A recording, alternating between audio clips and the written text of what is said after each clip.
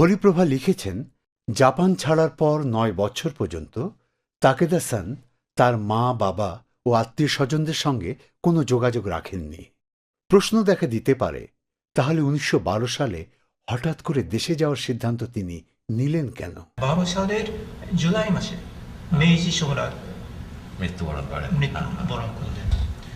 আর ওরা এসেছিলেন এখানে এসে পৌঁছেছিলেন ডিসেম্বরে।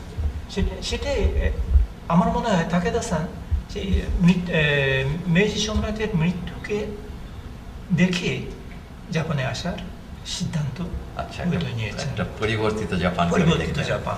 তার আগে জাপান ছিল একটা গরিব দেশ, মানে সময়টা বেছে নিয়েছিলেন, মানে নতুন জাপানকে হয়তো দেখতে চেয়েছিলেন। এবং জাপানের সেই সময় পরিবর্তনটা আসলে খুব বেশ বড় পরিবর্তন, মানে জাপান একটা আধুনিক দেশে রূপান্তরিত হচ্ছে। এটা কিন্তু হরিপ্রভার বইও আছে যে তখন জাপানে সবাই লিখতে পড়তে পারত, তার মানে লিটারেসি রেটটা জাপানে তখন অলরেডি ইউনিভার্সাল একটা পর্যায়ে চলে গেছে।